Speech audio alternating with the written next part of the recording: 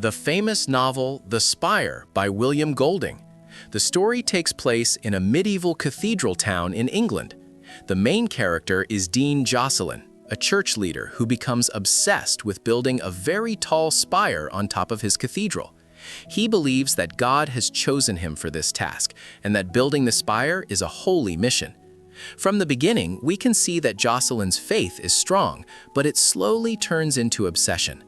Jocelyn is proud and determined. He believes that the spire will show the greatness of God and bring glory to the church. However, there is a big problem. The cathedral was not designed to support such a heavy structure. Many people, especially the master builder Meredith, warn him that the building may collapse, but Jocelyn refuses to listen. He believes that faith will protect them. The construction begins. Workers climb high scaffolding and haul heavy stones upward. The work is slow, difficult, and dangerous. Some workers become sick, others get injured, and accidents happen often. The atmosphere around the cathedral becomes tense. Still, Jocelyn pushes forward, convinced that God is guiding every step. Jocelyn suffers from severe back pain, which he interprets as a holy sign, almost like a physical reminder of his divine mission. He believes that an angel supports him and encourages him to continue. This belief strengthens his resolve, even when everything around him suggests he should stop. Meredith, the master builder, is practical and experienced. He knows the limits of the building and repeatedly warns Jocelyn that the foundations are weak. He explains that the ground beneath the cathedral is unstable and cannot safely hold the spire. Jocelyn ignores these warnings, seeing them as tests of faith rather than real dangers. Goose, Jocelyn's loyal servant, stays close to him. Goose admires Jocelyn, but is also worried. He sees the risks and the growing tension. Goose tries to protect Jocelyn and sometimes gently questions him, but he remains loyal and continues to help.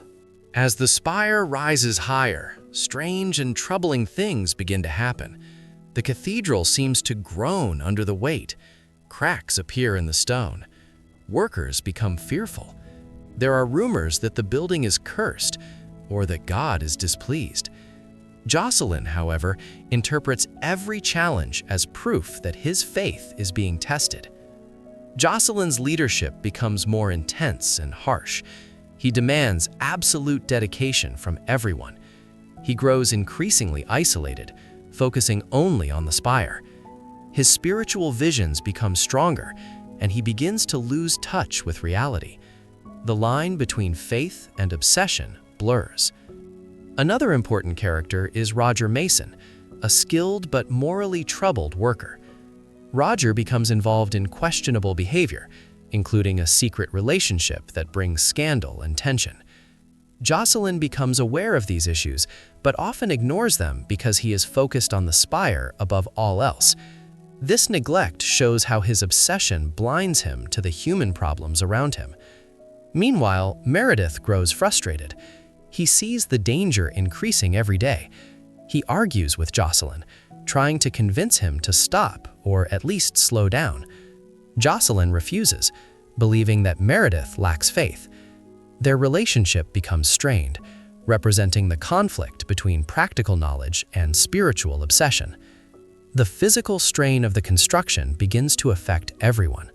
Workers are exhausted, supplies run low, the weather sometimes makes conditions worse, yet the spire continues to rise, stone by stone, toward the sky. Jocelyn's visions intensify. He believes he sees angels and divine signs guiding the work. He interprets coincidences as miracles. His conviction becomes almost frightening to those around him. Some begin to question his sanity, but they are afraid to oppose him openly because of his authority. As the structure grows taller, the cathedral's foundations start to shift. There are alarming signs that the building may not hold. Meredith becomes desperate, warning that continuing could lead to disaster. Jocelyn dismisses these fears, insisting that God will protect the cathedral. At the same time, Jocelyn's physical condition worsens. His back pain becomes unbearable, but he refuses to rest. He believes suffering is part of his sacred duty. He sees himself as chosen, almost as a martyr. Tensions among the workers rise. Some are resentful, feeling that their lives are being risked for Jocelyn's dream. Others are inspired by his faith. The cathedral becomes a place of both devotion and fear. Eventually, Meredith's warnings become impossible to ignore. Structural problems become obvious. Parts of the building shift and crack. Yet Jocelyn insists on pushing forward, convinced that stopping would mean betraying God. As the story progresses, Jocelyn begins to confront doubts deep within himself. He starts to question whether his motivations are truly pure. He wonders if pride, rather than faith, is driving him. These moments of reflection are painful, but brief, as he quickly returns to his mission. There are moments when Jocelyn recognizes the human cost of the project, the injuries, the fear, the suffering, but he justifies it as necessary sacrifice. He believes that great works require great suffering. The relationship between Jocelyn and Meredith reaches a breaking point. Meredith can no longer accept the risks and expresses his anger openly. He accuses Jocelyn of recklessness and blindness. Jocelyn, however, sees Meredith's resistance as spiritual weakness. Despite all obstacles, the spire continues to rise. It becomes an impressive and awe-inspiring sight, visible from far away. People marvel at its height and beauty. Jocelyn feels both pride and spiritual satisfaction. But beneath the surface, problems remain unresolved. The cathedral is under immense strain. Jocelyn's inner turmoil grows. He struggles with guilt, pride, and doubt. In the later stages of the story, Jocelyn's mental state becomes increasingly fragile. His visions become more intense and confusing. He begins to question whether he truly understands God's will. He reflects on his past decisions and wonders if he has made mistakes. There is a growing sense that Jocelyn's quest has been driven not only by faith, but also by ambition and desire for greatness. He starts to see that his motivations may have been mixed. As construction nears completion, the atmosphere becomes heavy with tension. Everyone senses that something is about to change. The spire stands tall, but the emotional and spiritual cost has been enormous. Jocelyn finally confronts the truth about himself. He realizes that his obsession has caused suffering and division.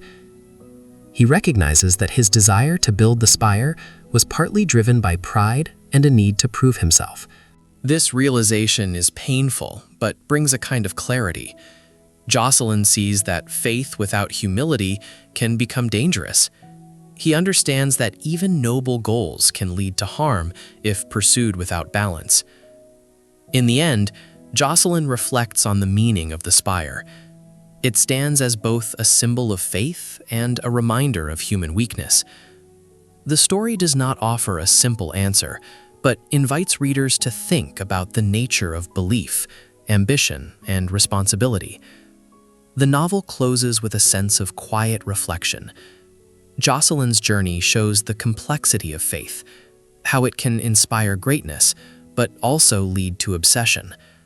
The spire remains as a powerful symbol, reaching toward the sky, representing both devotion and the cost of human ambition. I hope you have enjoyed this novel, but please like the video and subscribe the channel. Thank you.